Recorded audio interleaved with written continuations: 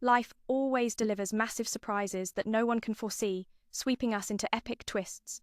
The future could bring fortune's glow or a shadow of relentless bad luck. Unbelievably, on a bright day, my adventure group friends handed me a ticket straight out of the team. I stood frozen in shock, utterly stunned, nearly toppling over from the exile verdict. The team leader, perched on his judgment throne, declared that a beast tamer like me, with just a few cat-scratch tricks, wasn't worthy to stay as their comrade. "You're nothing but a burden, tripping us up at every turn. You're useless and even drag us down, making busy fighters carry your weight against monsters." Listening to their full barrage of insults, it's clear our bond has reached its bitter end. No need to mourn bad teammates. The young man casually walked away without a second thought. Goodbye. Never cross paths again. Oh, but as he gazed at the white clouds and golden sun, he felt a touch of nostalgia for their shared struggles. Yeah, saying he wasn't upset back then would be a total lie. Though he only had beast taming skills, he always tried his best to bond with creatures as true friends. He scouted paths and genuinely treasured them like valued companions. Now, it seems he was just fooling himself all along. Friends can be as fickle as the wind. Human hearts are so hard to read. Lost in thought, suddenly a group of kids ran up saying, "Hello, big brother." They asked if he'd visited the forest yet and begged him to summon birds or beasts for them to see. It's been a while since he used his powers, and he missed it. Quickly, he formed a pact with an owl flying by right then. It swooped down, greeting its master and the adorable kids with utmost grace. Then it flew off on its leisurely journey. The kids praised the beast tamer endlessly. They idolized him and swore that when they grew up they'd follow in his footsteps, chatting with beasts across the wilds. He wondered aloud, "Weren't you all obsessed with heroes before? You swore you'd become heroes no matter what." "Well, we made a mistake back then, big brother. That was before we saw their greedy faces. Those so-called heroes look down on street vendors. Around the rich, they flip faster than a coin. They smile and flatter like pros. It's all so sharp and hateful. Little did we know, the hero's team reputation is sinking fast. Leaving that rotten place might just be the best choice he ever made." The kids added that he's the only one who's friendly and plays with them, so they're totally hooked on him and see him as a role model to strive for. They even want to join the Adventure Guild someday, slaying monsters to get rich and keep everyone safe from danger. Suddenly, he realized he had nothing left but his worn-out clothes. Those jerks even made him leave all his gear behind. Broke as can be, his best move now is to work hard and earn his own keep. Heading to the Adventure Guild, he asked the receptionist for some advice. He's a bit clueless about all this. The friendly receptionist explained the ranks from A to Z and how to take on quests, and all the details in between. But when he mentioned he's a beast tamer, she grew a little worried. Monsters are fierce, so she advised him to find some teammates. That can wait. He's going all in, win big or lose it all. He signed up for the test right away. Later, he reached the guarded forest. Goblins fell instantly under his strikes, right on target. After years in a team, low-level monsters like these were easy for him. Successfully, he collected 10 magic stones and turned them in. He'd be lost without the birds guiding him. Luckily, the birds guided him, or he'd have no idea where to go, to find more low-level goblins. As he packed up to leave, a sudden SOS cry echoed from the right. Rushing over, he spotted a massive forest tiger eyeing a girl like she was dinner. Life is precious, so he bravely charged in, stabbing his dagger into the beast, but it was like a mosquito bite on steel, barely a scratch. Though outmatched, he was confident he could hold it off long enough for her to escape. But she just stood there, frozen like stone. Then she muttered something and leaped high into the air, delivering a thunderous blow to the tiger's head, sending it to its end. His mind raced faster than a computer, realizing the delicate girl before him was from the mighty Lynx clan. Before he could even ask, the fierce girl suddenly collapsed to the ground. He rushed to catch her, worried, and she said, "Oh, I'm starving to bits." What a shock, she nearly sent herself to the other side. Helping fully means helping all the way, so he offered her some bread to eat. Sitting together, he could hardly believe he met a girl from the nearly extinct Lynx clan. They're among the strongest races, not to be underestimated. After eating, she cheerfully thanked him and admitted she hadn't eaten in days. She was so hungry, she could see ancestors waving from the beyond. First, she introduced herself as Canette. Oh, first things first, her name is Canette. She insisted he drop the formalities and just call her Canette. Naturally curious and loves exploring, staying in her clan felt boring. So, she decided to wander the world, and fate brought her to be saved by a handsome hero. On their way to more quests, he shared his twisted tale with the team that betrayed him. Surprisingly, those painful memories he wanted to bury flowed easily when talking to her. Canette, straight and upright, got furious on his behalf, cursing that awful team. They deserved to be wrapped up and tossed away. A stranger's anger for him stirred deep emotions. Unable to hold back, he gently stroked her head, then quickly pulled back, apologizing, but she looked content. So, he boldly stroked a bit more. A moment of joy for both. What's the harm? Kenneth said he's strong, not useless like they claimed. She felt a strange pull toward him in that moment. She suggested forming a pact between them, having a Lynx clan beast as his own every tamer's dream. Fate delivered it right to him. No way he'd refuse, so he began the blood ritual. Wait, no, that's from old tales. In this world, it's just a cut and a chant. And just like that, the pact was sealed. From now on, the mark on his palm binds them forever. Continuing the quest for herbs, he quickly made temporary pacts with some rabbits, asking them to gather the herbs while he relaxed and waited. According to Canet, tamers usually control just one beast at most. Wait, back home, everyone does it like me. She was totally baffled by this new knowledge, but no way, she wants to be his one and only beast. Handing in the gathered items, the receptionist praised him endlessly. You look so simple, but you're climbing ranks fast. Faced with words that could be praise or tease, he just smiled awkwardly. Here's 50 coins from all that hard work. After a long day, he's officially an E-rank adventurer. The receptionist handed over the money and ID card, advising that starter quests are humble, but hard work will make earnings soar. First, he wants to find a simple inn for shelter. With his meager funds, even a humble hut is a distant dream. No time to rest, he headed out with Canet to tackle more quests. Luckily, she loves fighting monsters alongside her master. Suddenly, a scarred man appeared behind him, eyeing Canet with greed. He couldn't believe a real Lynx clan member was here. He tempted her to ditch the country bumpkin and join him for a luxurious life, especially since he could protect her fully. Canet shooed him away, declaring she's the loyal beast under her master's command. The guy laughed like he was possessed and told her. The guy laughed maniacally and told her not to joke around. The Lynx clan is ultra-powerful. An ordinary tamer couldn't control one. Feeling insulted for her master, Canet bristled up, defending him fiercely. She affirmed that her master is way stronger than this fool. Words without proof? People will call it a lie, little one. He challenged them to an arm wrestling match, with Canet as the prize. Usually used to insults, but if he stayed silent, that guy would keep after his companion. Gathering his strength, the young man prepared for the fight. Whoa, unexpectedly, he crushed the opponent in half a beat. The crowd watching was shocked to the core, and even he couldn't believe his sudden power surge. The receptionist hurried over to calm the crowd, and apologized to him, saying the scarred guy often causes trouble. Please forgive, and don't judge too harshly. Please forgive him and don't give a 1-star review. Below, the guy clung to her skirt and got a table smashed into his face, adding a few more scars for good measure. Once done, she told him to go ahead. She'd handle the mess from that scoundrel. After saying that, she dragged the fool to jail for special treatment. Canet explained that bonding with a strengthened race boosts his abilities automatically. In short, his physical power now matches the Lynx clan. She thought he was just a novice tamer. Well, back in his homeland, no one had the luck to pact with the Lynx clan. Adventurers should slay demons and save princesses, not just pull weeds forever. She sighed, saying his skills aren't ready yet. We have no choice. Let's console ourselves that these first quests build experience. Watching the rabbits bring back the herbs, she looked smug and proud. The girl got furious and smacked each one, but first, she had to clarify that their pacts are only temporary. She's the true, loyal beast here.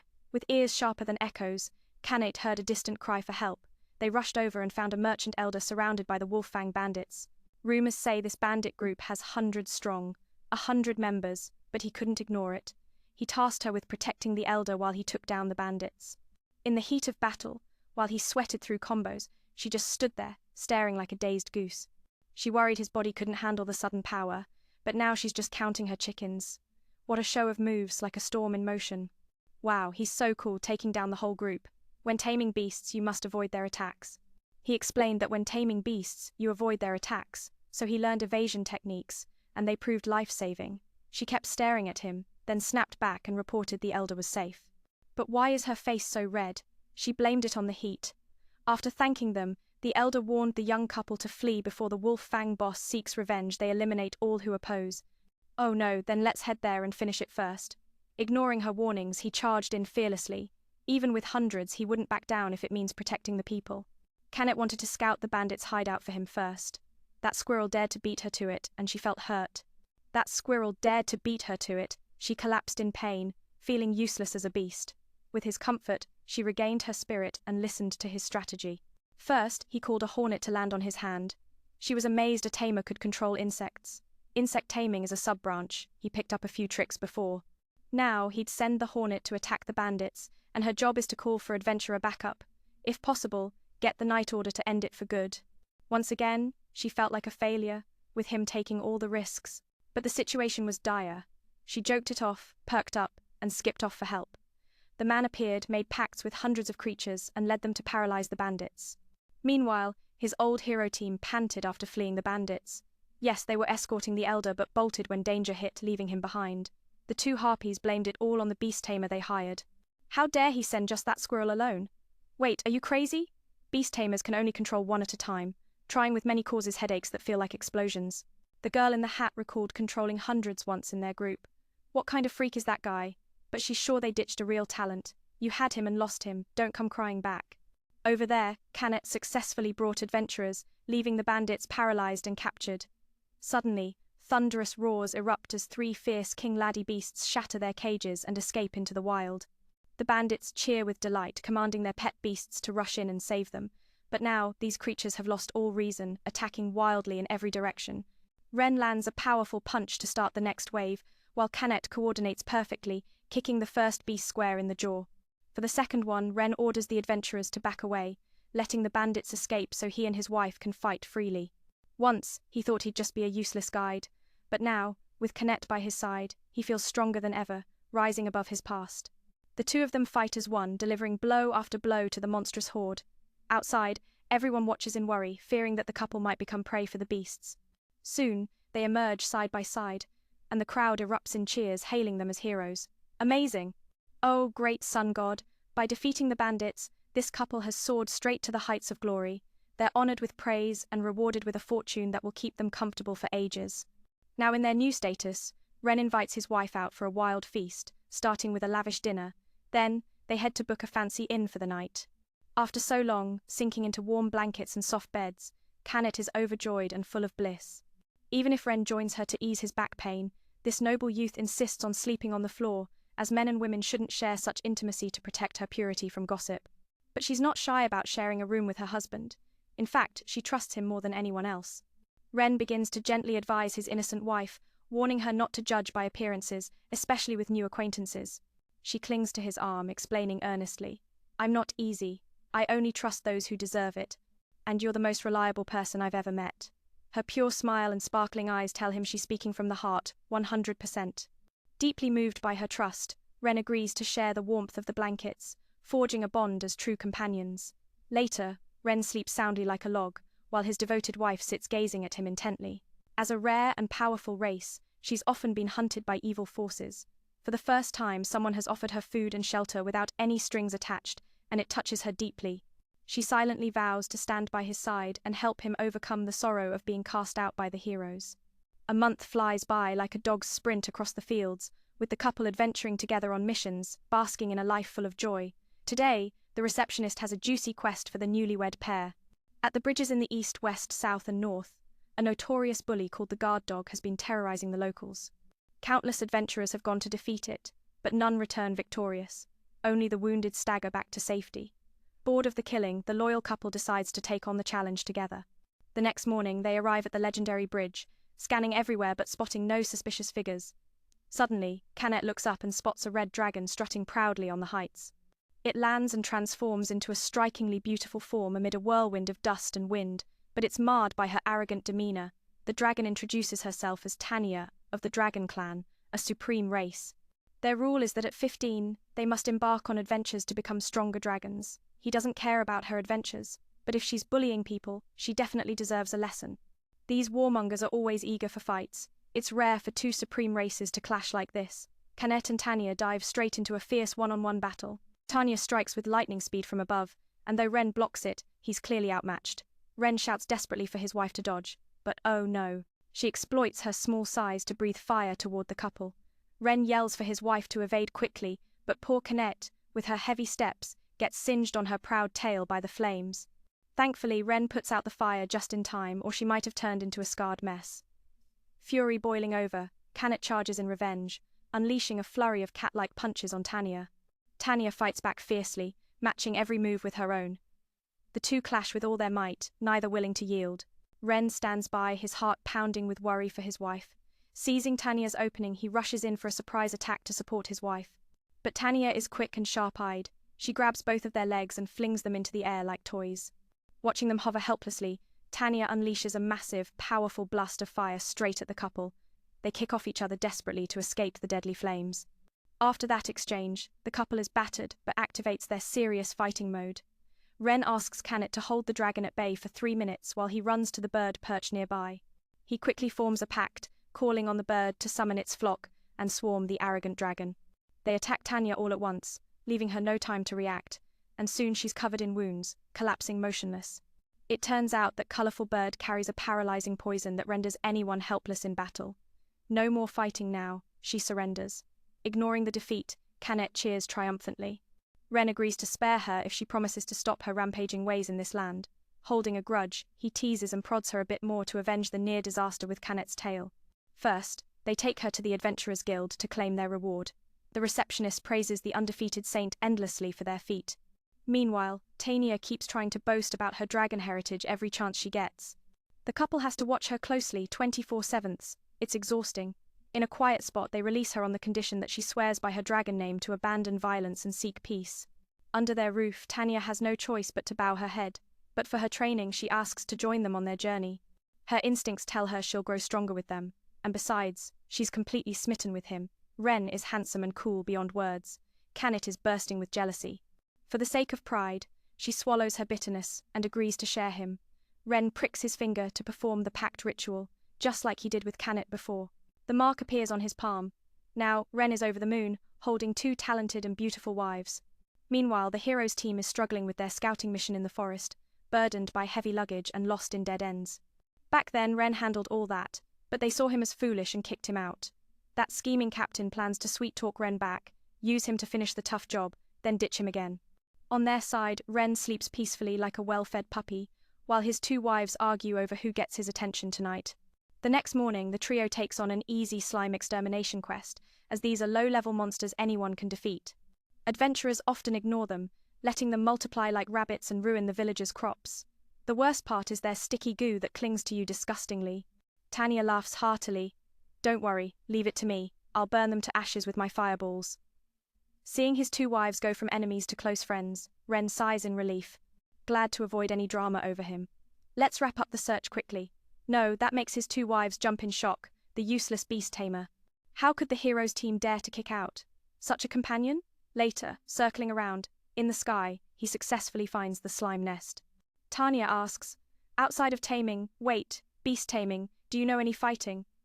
I've learned a few basic punches for self-defense. She pushes him into the fray, telling him to try using a fireball on the slimy horde, thinking defeating 1 or 2 is impressive. In the end, Ren smashes 100 with 1 blow. Like Canet, after signing the pact with the Dragon Clan, Ren now possesses the powers of 2 supreme races. Though his fireball technique isn't perfect yet, Tanya suggests using the slimes as practice. She warns the training might be a bit harsh. Ren, young and inexperienced, clicks his tongue. Pressure forges diamonds. He nods in agreement. It might be harsher than he imagined. Oh well. Thanks to his strong will, Ren takes down the slimes. Before the sun sets, they claim their generous reward. Then, the young man leads his 2 wives to the shopping mall, buying up a storm. That night he takes them to a fancy restaurant, where they eat like there's no tomorrow. Ren is impressed by their bottomless stomachs, devouring the whole menu. Then, they shift to curiosity, eagerly asking about his hometown, where he grew up in a remote land as a beast tamer. The whole village was wiped out, only he survived. The memories are painfully tragic. His 2 wives apologize for bringing up his loss. He tells them not to blame themselves. People without knowledge aren't at fault. At 12, his parents were busy, so he went alone to the mountains to train and tame beasts. He was so focused that by nightfall, returning home, he found the village in flames, destroyed by monsters. He was the only survivor. Friends from the guild took him in out of pity. Every day he worked non-stop adventures for over 12 hours. The pressure on his back was immense, but he vowed to grow strong and mature. 6 months later, the heroes' team invited him to join. He thought he was useful, but after being expelled, he realized they saw him as just a convenient tool. His 2 wives are furious hearing of the betrayal. Though they tease him for being too trusting, They still admire his kind heart and noble spirit.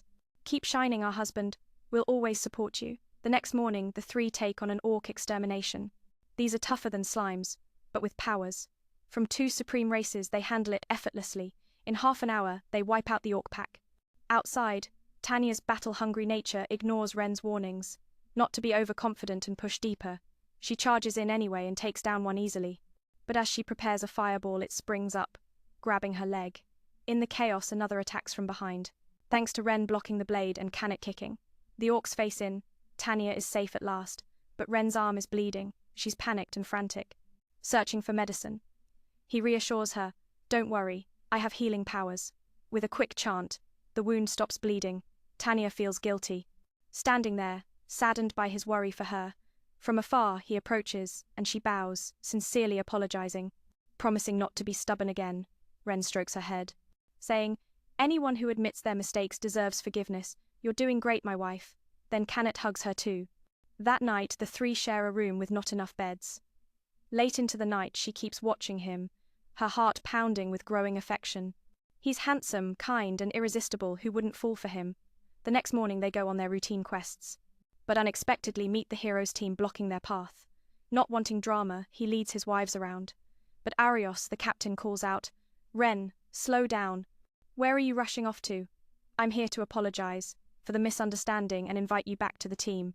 They need help scouting the labyrinthine forest, and want you to call birds and beasts to guide them, plus carry the luggage. Do you think I'm stupid, not seeing your ulterior motives?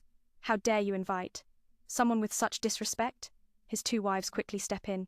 She handles it with effortless grace, light and natural as ever. The creature lies still as she plans to unleash a blazing fireball, but it suddenly stirs, grabbing her leg in a desperate twist. She triumphs over it amid the chaos, turning the tide. Another one emerges from behind, striking with a sneaky blow. Thanks to her allies' quick block and a solid stone strike, they shatter the threat. The orc falls, and she emerges safe at last. His arm bleeds from the wound, filling her with fear. She frantically searches for a healing potion, her voice trembling. "Don't worry," he reassures her. "I possess the healing power of the spirit realm." He chants the spell, and the wound stops bleeding on its own. Tiana feels a wave of guilt, standing on the bridge lost in thought. Seeing his worry for her, she realizes her stubbornness caused his pain. From afar he approaches, and she bows her head in sincere apology. "I promise I won't be reckless again," she vows earnestly. He smiles. "How could I blame you, my dear? You're learning." He gently strokes her hair. "Those who admit their mistakes deserve forgiveness. You're strong. You're doing great, my love," he adds with warmth. Then Canet rushes over, hugging her tightly in comfort. That evening, the three continue their adventure in the cramped room. Late at night, they playfully argue over the single bed. She gazes at him endlessly, her heart racing. Her feelings for him grow fiercer with every glance. In her soul, a whirlwind of emotion swirls. The bond she shares with him deepens into something profound. He's handsome, kind, hearted, what's not to adore. That charming allure draws her in completely. The next morning, they set out for their usual tasks. Suddenly, a rival party blocks their path. He leads his companions away, avoiding unnecessary conflict. Arios, the party leader, calls out, "Hey, wait up, where are you rushing off to?" He approaches to apologize for the past misunderstanding. And once more, he invites him to join their team. The Lost Forest is like a maze. They need a scout like him. They ask for his help to call upon birds and beasts for guidance. But it's clear they're just using him as a pack mule. He sees through their selfish scheme right away. Who invites someone with such condescending attitude? His two companions quickly step in to protect him. Arios sneers, "Why are the lynx and dragonkin with this worthless outcast?" His teammates press on, mocking him with false praise. They act like they need him, but their words reek of disdain. Tiana and Canet sense the hostility and stand their ground. Arios continues, "A scout? More like a tool for your dirty work." The two girls block his path, defending their partner fiercely. "Back off," they warn, their loyalty shining through. Arios retorts, "Why stick with this failure?" His crew, seeing his silence, grows bolder in their insults. They claim to want him, but their tone is full of sarcasm. Tiana can't hold back, her voice sharp with anger. Like teasing invisibly, no one bathes twice in the same river, holding on to his pride. He bluntly refused the persistent party members. Those annoying suitors kept trying to convince him. They thought his support was saving the world. Deep in the Lost Forest, the shield to defeat the Demon King was hidden. If the Demon King's resurrection happens, humanity will be drowned in blood. Just imagining the scenes of destruction and death, like his village once more, filled him with painful resolve, accepting their invitation. Once done, they revealed their true colors immediately, mocking men as useless, like those arrogant fools, wasting so much precious time on a kind-hearted soul. Though they said it, his two beloved wives finally spoke up, discussing their master's agreement with these magical beasts. Of course they followed without question, but don't abandon Canet and Tiana, who hold the supreme race's power. With deadly glares, forcing them to kneel and apologize, those prideful ones refused to kneel before the outcast they once expelled. The team leader, humiliated, grabbed Men's collar and started insulting him. Even with their supreme status, they were still just beasts he cared for. He warned to handle them carefully, or they'd run wild and bite recklessly. His anger peaked when they dared insult his wives. That rascal had held back for too long, now swinging a punch, sending the villain flying several meters away. Let me educate you, those companions are true teammates. Insulting them was a foolish move, my friend. The team leader, not backing down, challenged a direct fight. Seeing which one bites harder, the teams formed up. Tiana alone took on both wizards. Canet dueled the instigator, while Men handled the leader. Canet quickly overpowered him with a flurry of cat-like kicks. Even Tranduke Bow would call her master. In response to his fire sword, Canet lightly kicked and shattered it. What an illusionary display! Feeling deeply insulted, he declared he'd use full force to end her.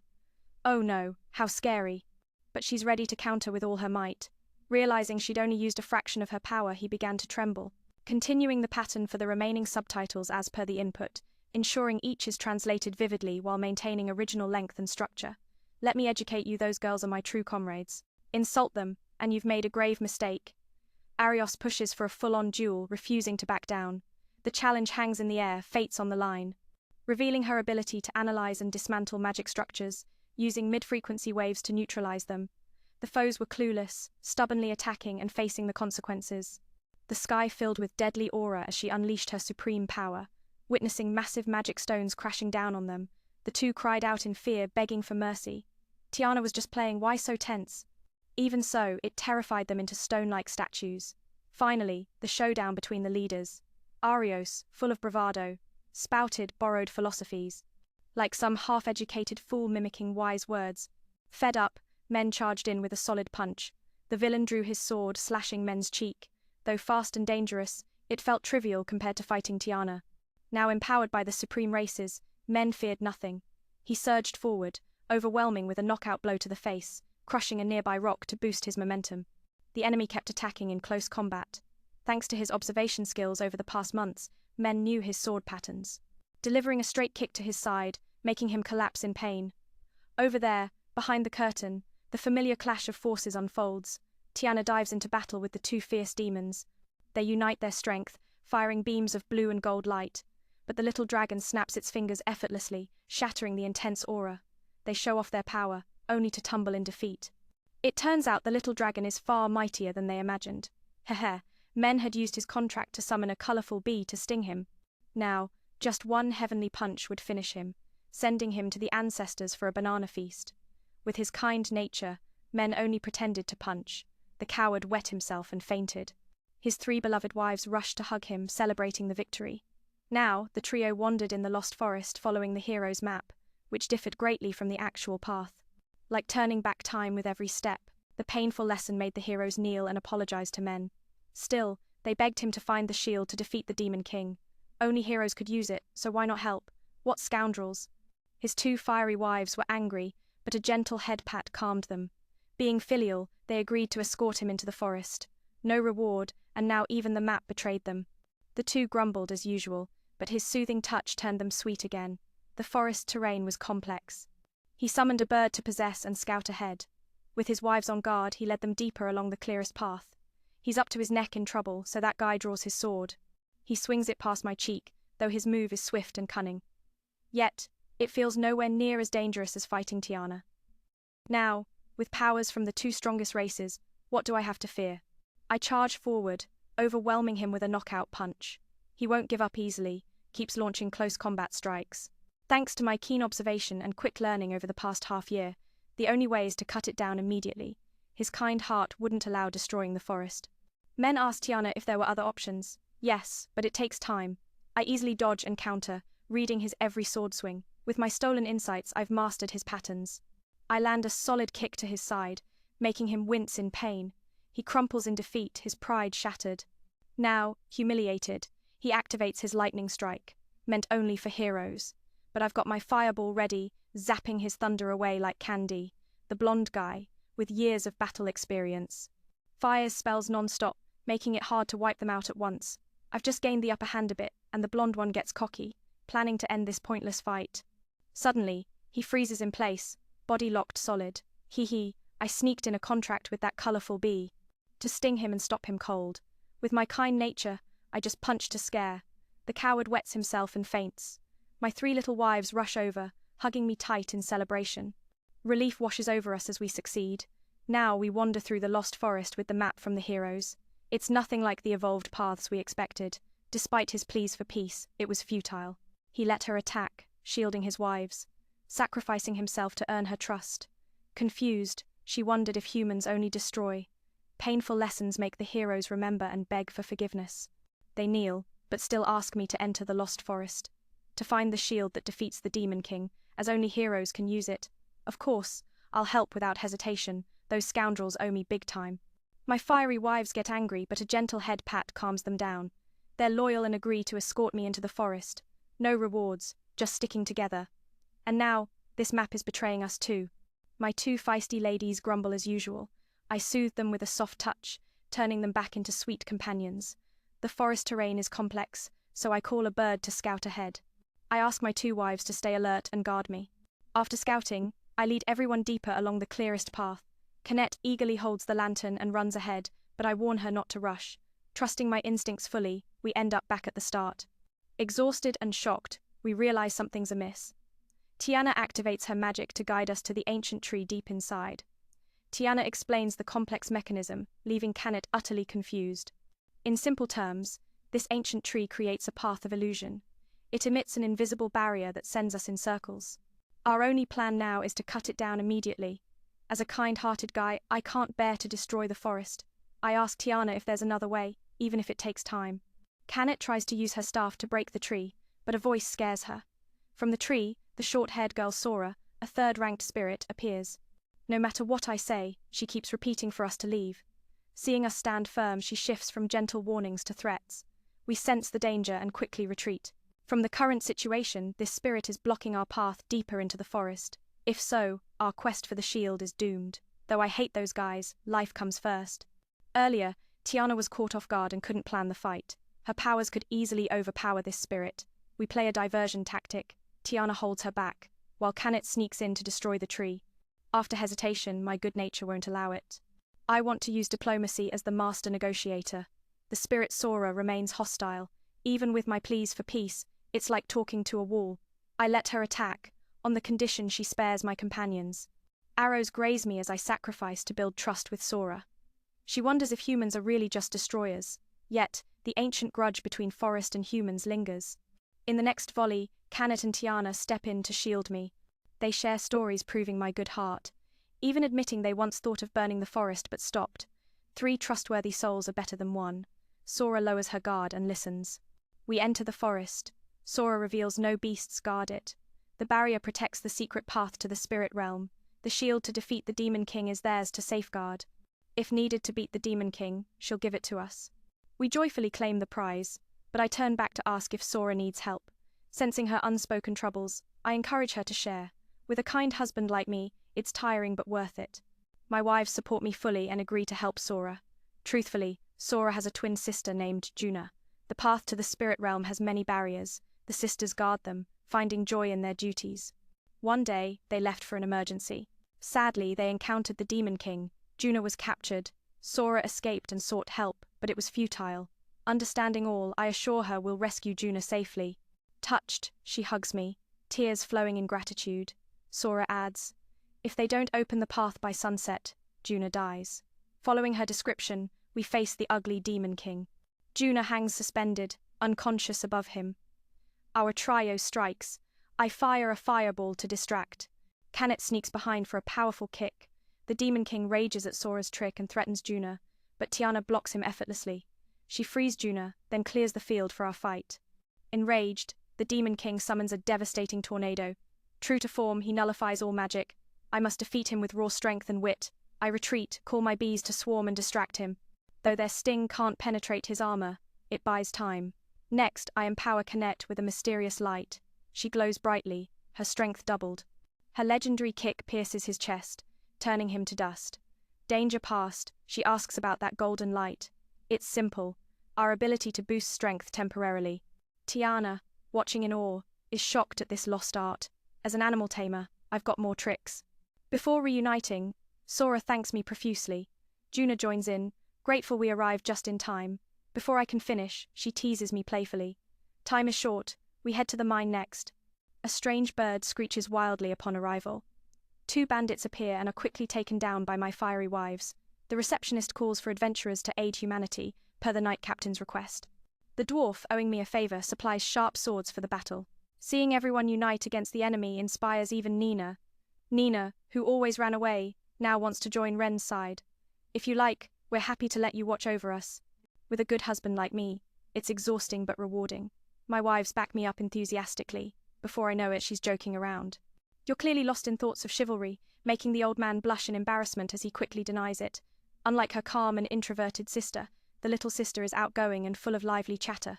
From the start, Sora lacks the courage to live with a mother-in-law, or rather, with those who abandoned her sister. Sadly, they've always stayed hidden away, so the 2 sisters are completely unaware of the vibrant world outside. What a coincidence. The Beast Tamer group never stops recruiting adorable and loyal girls. Canet suggests that the 2 join his harem as devoted wives. Tiana and Ren happily agree, welcoming you into their family with open arms. Though she can't fully trust humans, Sora places absolute faith in her lifesaver. Quickly, they move to sign the marriage pact, with the blood bond ritual going smoothly. A special mark appears on their palms, officially welcoming the 2 girls into the hero's elite harem. Marrying 2 at once leaves the hero exhausted and dizzy, causing him to collapse. Luckily, Sora and her sister catch him just in time.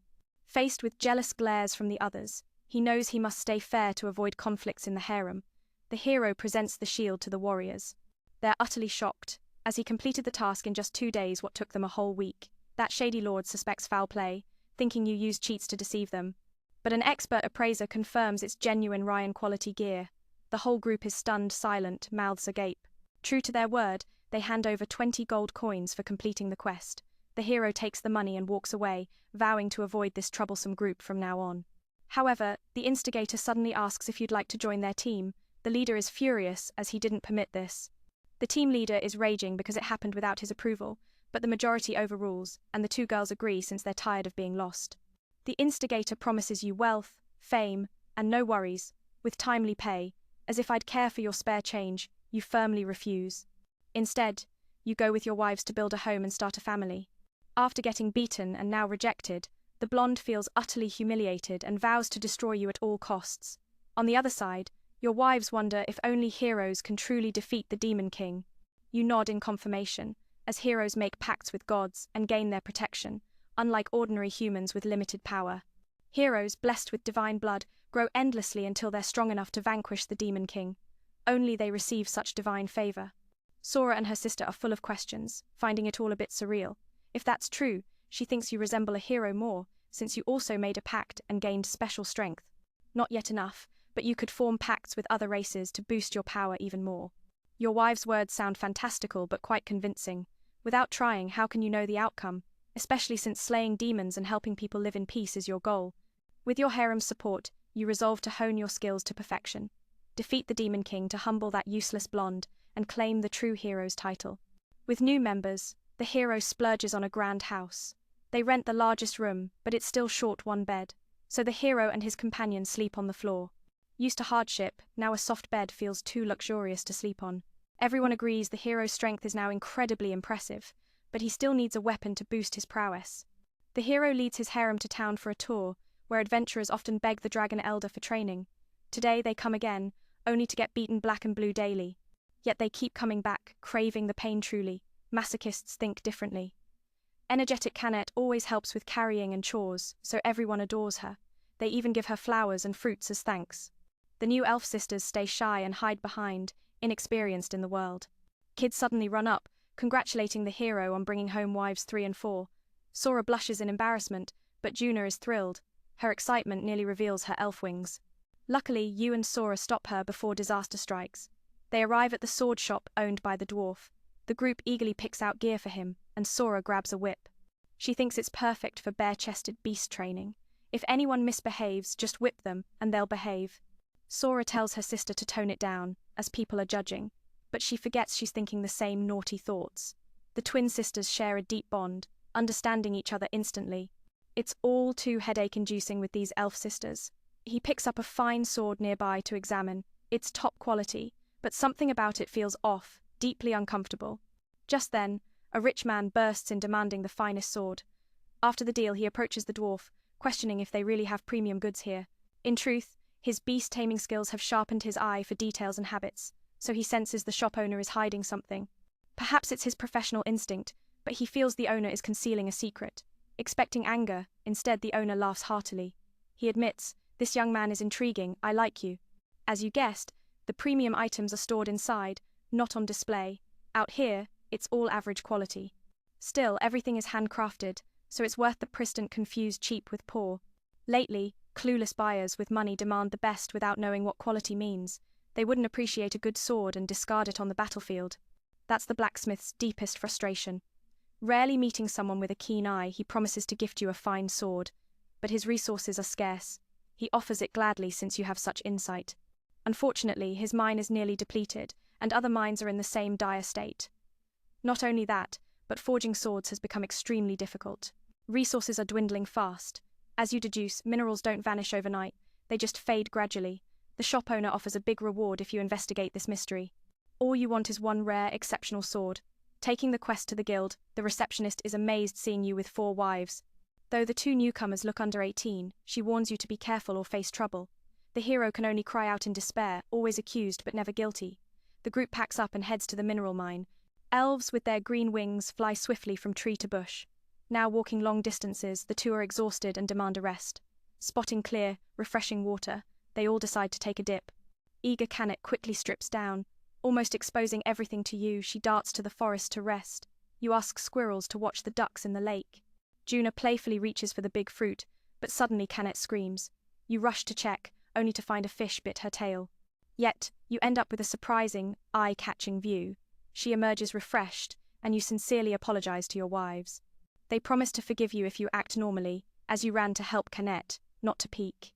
If you like, we're happy to let you look. But if you like, we're willing to let you admire us.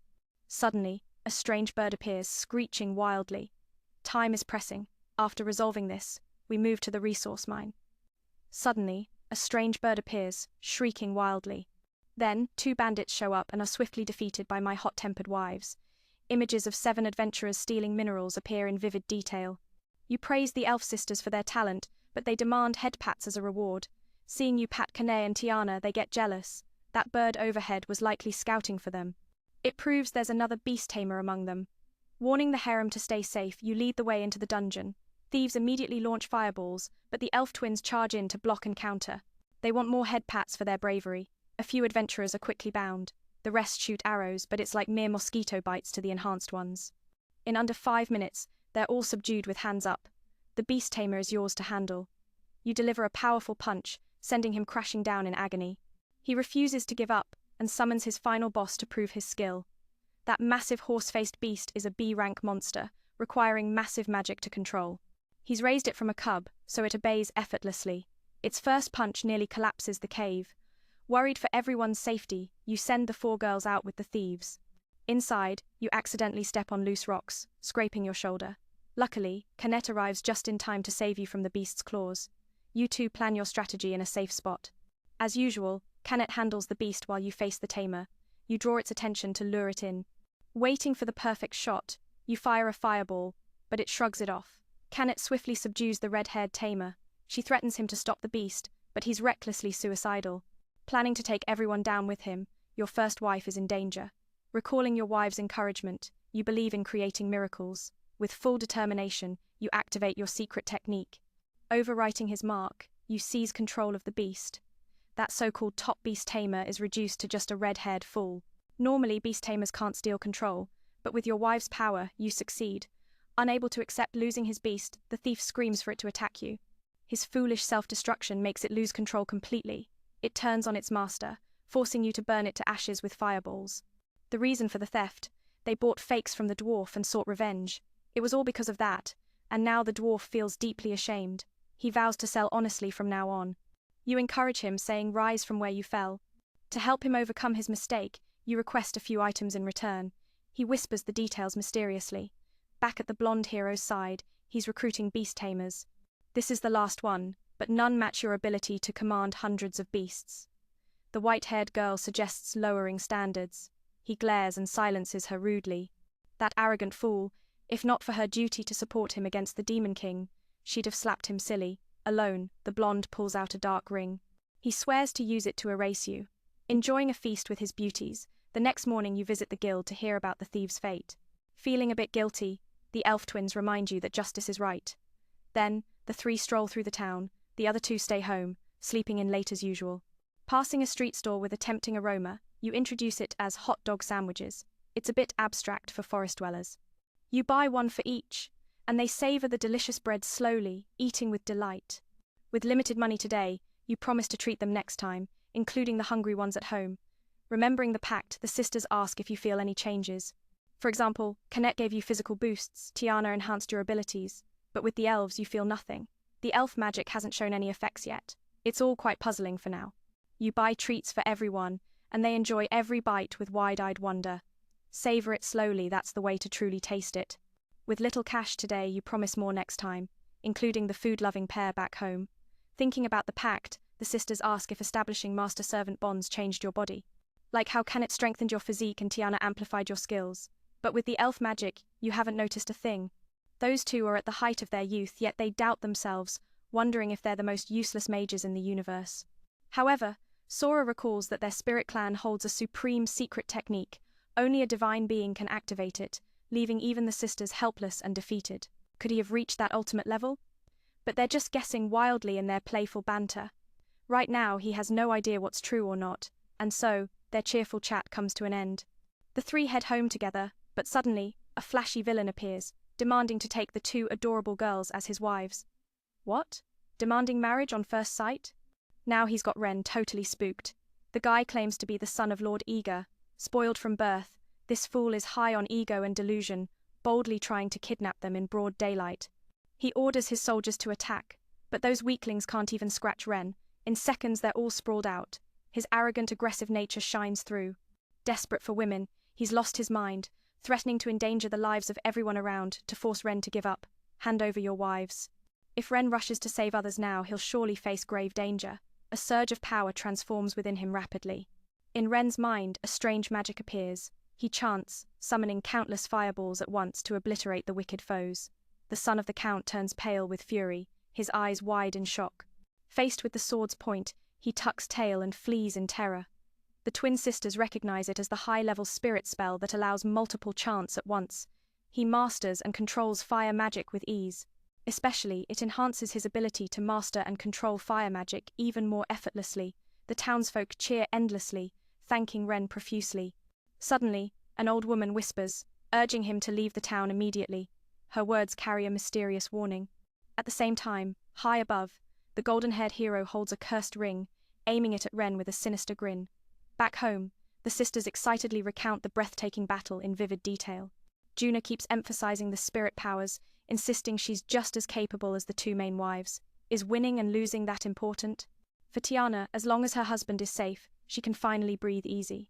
Rumor has it that lately, the vile Eager has been abducting women to the Count's castle. Anyone who defies him faces brutal force without hesitation. Recalling the old woman's advice, Ren decides to leave quickly. Indeed, he has his harem of wives to protect.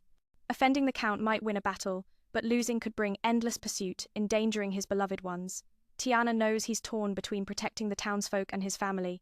No need to hesitate. We love this city deeply too.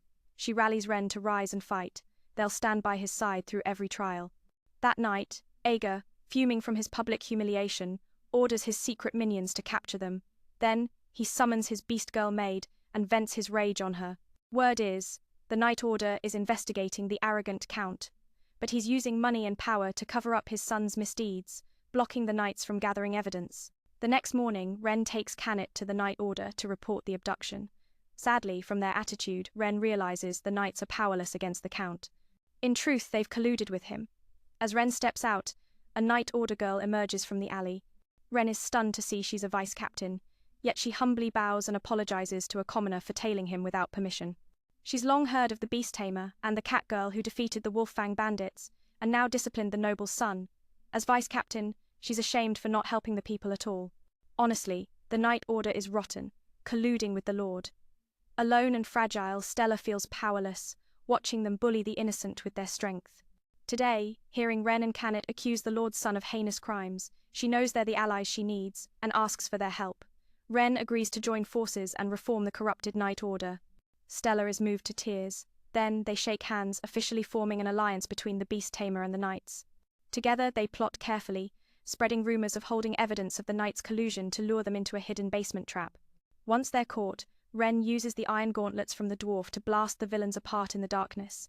Outside, the Spirit Sisters unleash ice magic, sealing off escape routes. Stella reveals that Tiana's group has taken control of the Night Order's base. Now, she wants to personally eliminate the biggest rot and restore the Knights' true honor. Due to physical differences between men and women, she's at a slight disadvantage. Yet, with immense determination and the truth that evil never triumphs over good, justice delivers its rightful punishment. Their swords clash swiftly, the captain bleeds out and falls in the Count's palace. The vile noble's son is tormenting a slave girl to vent his fury. As he's about to send his entire force to their doom, Arios appears, revealing they share the same goal. Arios gives the dark ring to Aeger, urging him to use it to eliminate Ren. Once that's done, the Night Order faction will be dealt with. Seizing the momentum, they storm the Count's manor, with Canet and Tiana guarding from behind, so proceed without worry. The gate guards, foolishly seeing invaders coming for their worthless young master, quickly call for reinforcements. From the window, spotting the supreme races appear, Aeger delights in thoughts of taming them with the mysterious ring, unaware his end is near. Ren leads the two spirits down to the basement to rescue the imprisoned townsfolk. Using her powers to sense positions, Juna feels something odder power matching hers lurks nearby. Ren finds it hard to believe that such a powerful race would endure slavery. Still, they need to verify. Only then can he safely send the sisters to rescue the people while he searches for that mysterious power. They split up. Ren ascends the stairs, opens the nearest door, and discovers a three-tailed fox girl with incredibly soft, warm fur imprisoned behind it. He realizes she's from the divine race.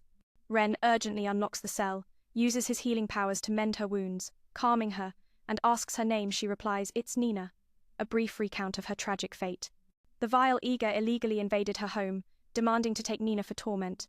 At first, she defiantly used magic to resist, but that coward threatened the lives of children to force her submission. He made Nina put on the slave collar herself, then beat her mercilessly. Oh, the thrill of tormenting a divine being! He savors it completely. From then on, Nina plunged into an endless hell with no escape. First, he must break the collar, noticing it's similar to the overwritten magic from before. Ren activates his Beast Tamer powers. The overwhelming curse on the collar turns into searing lightning, causing agonizing pain that grits his teeth. Nina worries and begs him to stop, saying no one would miss her if she vanished. "Silly girl, I'd be heartbroken, and my whole harem would weep endlessly." After enduring the fierce lightning, his unyielding persistence finally shatters the collar, freeing her from control. Above, the soldiers are utterly outmatched and defeated. Realizing the enemy is too strong, the leader orders his men to bring up the hostages from below as leverage. "Oh no, son, it's too late for that. All the hostages below have been safely escorted away by the two sisters. Now, you beauties can unleash your full power without holding back." With all obstacles gone, Stella charges into the castle alone, intent on capturing Aeger.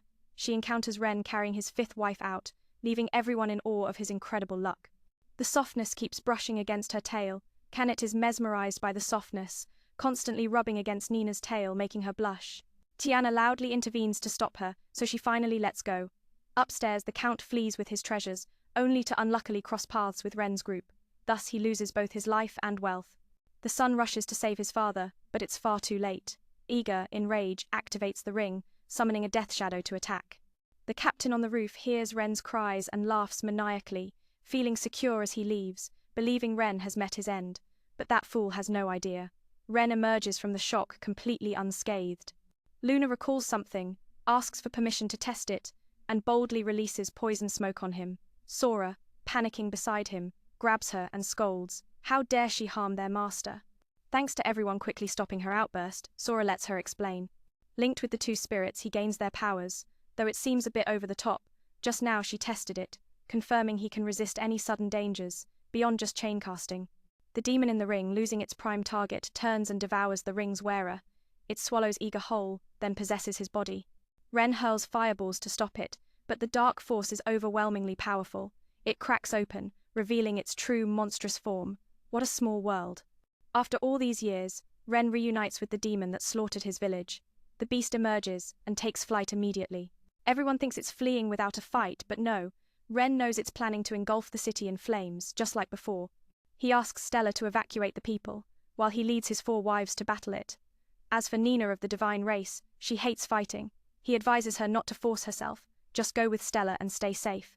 Under the pitch-black sky, the demon soars high, awaiting the clash. Canet charges in with her signature punch. Tiana supports from behind, creating an opening for Ren to bind it with silk threads. That's not enough. Seizing the moment of its vulnerability, the twin sisters finish it with a combined strike aimed at the demon's core. Surprisingly, it remains unharmed and breaks free from the chains. Hey, fighting one was bad enough, and now there are 4 enhanced races against it. Sensing it's outmatched alone, the demon pauses the battle for a moment, calling in reinforcements. Hordes of minions swarm from the ground like ants. Tiana needs just one spark to blow the demon away easily. More keep coming, attacking relentlessly. In the midst of the chaos, Canet takes a critical hit and collapses. Tiana uses fire to hold them off, buying time for Ren to heal Canet's wounds. Once recovered, it's the Dragon Girl's turn to get hit, but her iron-like durability makes her the toughest. Still, it's not enough to draw blood. The demon chants, using dark magic stones to set the city ablaze. Ren tries to resist, but it's futile. He's overwhelmed. Watching the fierce flames erupt everywhere, suddenly, a glowing sword plummets from the sky straight at the demon. Seeing the twin sisters chant, Ren remembers his ability to amplify magic streams. It envelops the dragon and cat girls, surging power through their souls. Igniting their fighting spirit, rapid blows from both sides leave the demon no time to react. Canet, expert in close combat, leaps up for a knockout punch, shaking the ground and kicking up dust. Yet, it barely scratches the demon's endurance. It stands firm, ready for the next brutal assault. Quickly, it summons thousands more minions to attack the surrounding people. Now, human lives are at stake. The two spirits suggest using instant teleportation to send them to safety. Elsewhere, the hero party hears of the demon's appearance. But the despicable captain ignores it. Their only goal is to defeat the Demon King. Let the minions rampage, they don't care. The purple-haired ones in the group agree. Only the leader and the white-robed girl worry about the people. Sadly, the captain holds the decision, so they dare not defy. Arios watches the city from the window, growing impatient. Once Ren is gone, with Stella evacuating the people to the safe field, the sisters call everyone into the teleportation circle. Spirits and humans are often at odds, so they suspect a trap and hesitate. Finally, the hot dog stand owner, who once interacted with the sisters, trusts and steps into the formation. Then, the local kids and the old woman they saved follow suit. The doubtful crowd drops their guard, listening to guidance and accepting the teleportation. In the heat of crisis, monsters pursue them, heightening the tension. At the city center, demons swarm densely, even their great strength wanes. Fortunately, Tiana's usual magic students arrive at the Adventurers Guild in time. The receptionist, per the Vice, captain's request, rallies adventurers to save humanity. The receptionist, at the Vice, captain's request, rallies adventurers to save humanity. The dwarf, indebted to me, provides strong swords for the fight. Even those who fled want to join, watching everyone stand together against foes. With the minions held at bay, note, subtitle 932 seems incomplete in the input. If this is an error, please clarify for accurate translation. Right on time, little Mina dashes in. The two wives remember that the god race wields special powers to manipulate space, teleporting to any place in an instant. At the same time, the pesky monsters are left for the two wives to handle.